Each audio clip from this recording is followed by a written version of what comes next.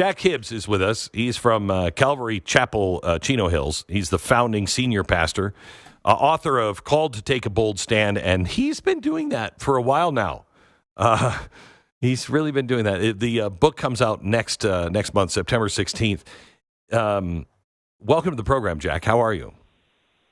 Glenn, thank you. And thanks for the plug regarding the book. I just didn't have any idea that Gavin Newsom would help me get this book to the front of the line with all the antics in Sacramento.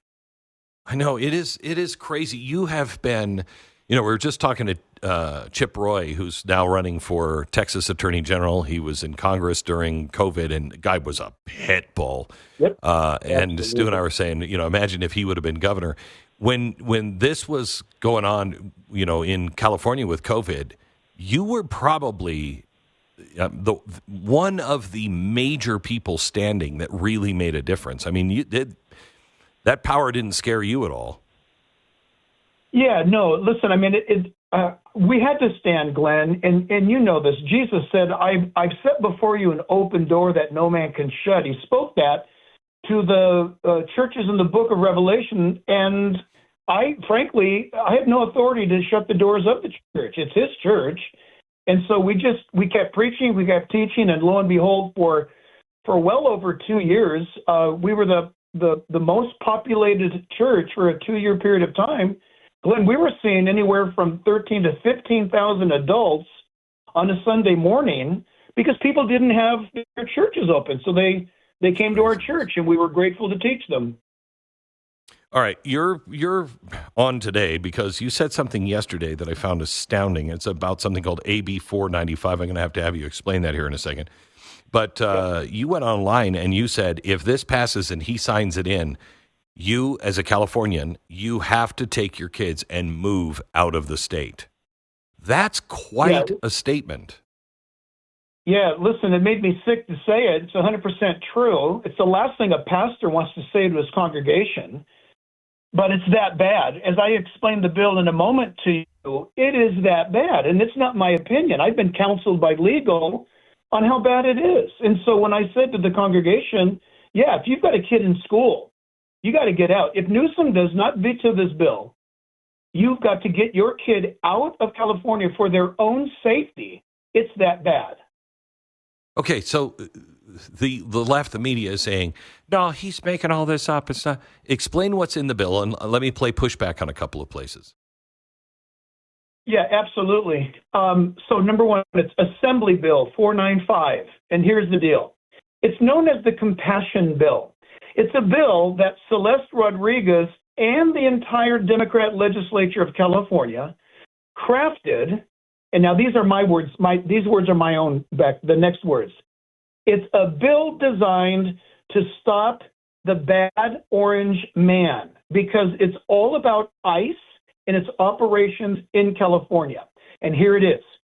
If an illegal alien is abducted by ICE and their child is in a state school or a private school or even a daycare center, then this bill would allow an individual, listen, any individual can go to the website, print out the affidavit from their home. They're going to be asked a question. Did you attempt to reach the parents or the custodians or guardians of this child? Yes or no? Whatever they check, then they sign their name. They write their name. No address is required. There's no driver's license required. There is no social security number required. There's no phone number required. The person checks the box, signs the name, and then writes down the child's name that they are withdrawing from the school for the child's own safety under the whole ruse that their parents or parent was captured by ICE. Here's the crazy thing, Beck, Glenn, is that in California, the California Education Code, we already have this. It's California Education Code 234.7.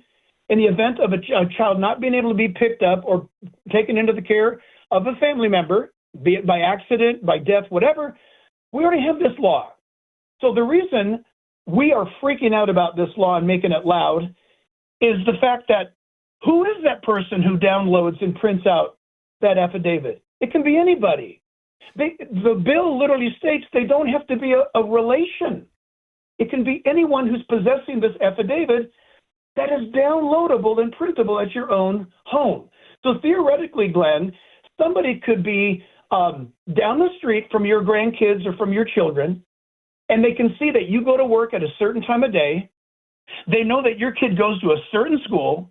They can go to that school with that affidavit, extract your child out. Here's the punchline. Because it's an affidavit, the school cannot refuse the requester of that child. When you, Glenn, go back to pick up your child at the end of the day, the school is under no obligation to tell you who it was or where they went. And that's why we've got, and I'm not going to name the names yet, but we've got great legal minds that are nationally recognized that have reviewed this bill. And Glenn, this is so important. They said in almost everything we do, the devil is in the details, the fine print. They said, not this one. This bill is so vague that it would be hard to defend a parent trying to get their child or find their child because it is so loosely and so broadly written, so vague. And Glenn, we've been told that is the worst thing that you can have happen in California's government because our legal system, the judges, you name it. It is a dangerous bill, Assembly Bill 495. How well do people in California know this bill? Well, I got to tell you, Tuesday we called an impromptu rally at the state capitol, and we had 6,500 plus people show up. So the sergeant of arms told us that's the largest gathering regarding legislative concern in 30 years. So, yeah, good question, Glenn. Thank you. I'm grateful to agencies like Newsmax and Fox and KFI Radio here in Los Angeles. But was CBS there? Was NBC there? No. So it's all been grassroots. When people are finding out about it and reading about it, they're rallying. I mean, they are getting involved. Here's the cool thing, Glenn. People showed up. They were respectful, but they were loud. They were smiling, but they made their point. We had a series of speakers, attorneys, and lawmakers. And bottom line is this. The bill has now been placed in suspension, which means they pulled it from its progress. They're going to reconsider the bill. Doesn't mean they're stopping it. They're reconsidering the bill.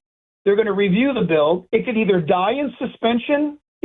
By August 29th, it will either die in suspension or they'll advance it to the Senate, and then the Senate will rubber stamp it because they're all Democrats. I'm sorry if I'm offending any of your listeners right now.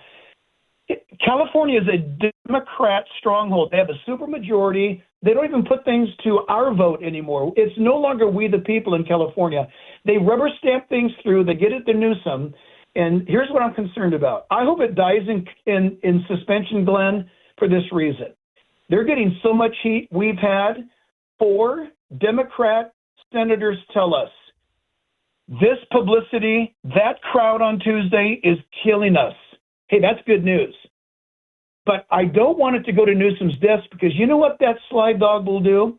He may veto it and then come out and say, see how big of a moderate I am?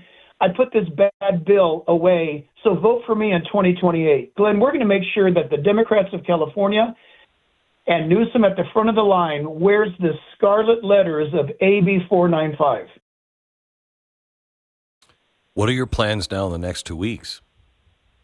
Next 2 weeks, we got people praying. We've got a website called realimpact.us. Please, everybody go to it. You can get your marching orders there. Realimpact.us. It's going to show you the progress of the bill. It's going to show you who to call. What state senator is your state senator? Give them a call. Tell them. Oppose it. Kill it. We just didn't rally, Glenn. We gave people that day after the public speakers. We then immediately held a 30-minute class at the state capitol steps. This is where you go to your legislator. This is how you lobby them, and let's go. And hundreds of people went to their state legislator on Tuesday and demanded that their senator and their assembly person speak up against the bill. It was absolutely epic. Again, the largest crowd in 30 years at the California State Capitol. Well, Jack, thank you for everything that you're doing. I can't imagine what it's like to live in California, where it seems like every day they're doing something else to injure the people and the families of California. It's why I live in Texas. Why I'm moving to Florida. I'd live in either one of those states, but man, I could never live in California. And I've always wanted to live in California. It was a beautiful, beautiful state. And now it's an insane asylum. Yeah, Glenn, it is. And, in fact, just flying up there, you know this state well, flying up there. So we left John Wayne Airport, absolutely gorgeous. We flew up the Central Valley, incredible crop fields growing beautiful. I could see Half Dome and El Capitan to my right.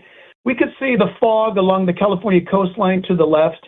Coming into Sacramento, again, everything's beautiful, growing, fantastic, until you get close enough to the ground to see the devastation that Newsom has allowed to happen to our cities, to our towns.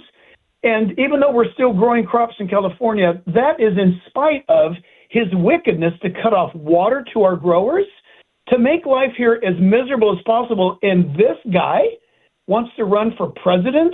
People need to wake up, Glenn, nationally and rally with us, because if you don't like California, people, you need to help us, because Newsom is coming for America. And he's the worst possible thing. But, Glenn, I'm concerned because he's tall, dark, and handsome, so to speak, right? He's got the hair. He's got the voice. He sounds like Batman. He's cool looking until you listen to his policies. The guy's diabolical, and we must stop this advancement of wickedness.